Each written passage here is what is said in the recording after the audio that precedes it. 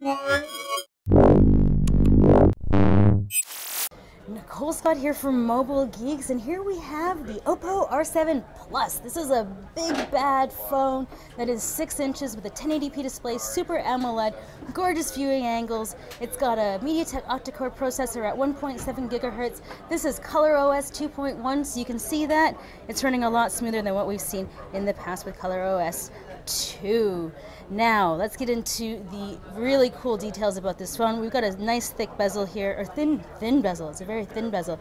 We've got an 8 megapixel camera here on the front, but on the back, there's a lot of cool stuff going on. So you can see we have a fingerprint sensor, and Oppo makes one of the best fingerprint sensors in the market because you can like put your finger on any which way on like quarter of your finger and it'll open. Now, we have the two-tone flash, 13 megapixel shooter, and then right beside there, what's that?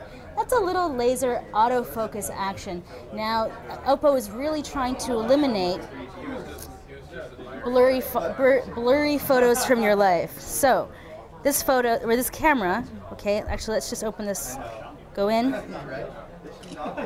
See that? That was a photo in 0.7 seconds. Now we're gonna open this up. And then you know what this is? Look at this guy. He's a little guy in the town. I did this with the R7. It's so not getting old. I love these little people and how crisp they are. Look at him. He's carrying groceries. Okay, I gotta say, totally impressed with this camera. Oh, look, there's Sean. Also people, looking quite good. Ooh, the fruit stand. Oh, look, the color's a bit punchy there. Ooh, yeah, a little bit punchy. But it is a bright, sunny, beautiful day. And you know what? It's not lying. We have blue sky here in Beijing. But overall, I think that we've got a really impressive camera on here. Look at that apple. Look at the stem on that apple.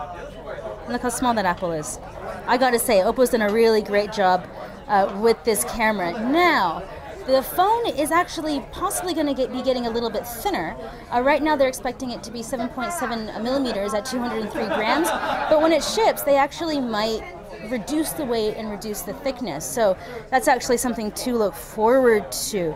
But overall, I have to say I'm a big fan of the Oppo R7 Plus, especially since this comes with a 4,100 milliampere battery. So that is almost a third larger than what we've got with the iPhone 6. So it also comes, actually I didn't even walk around the device.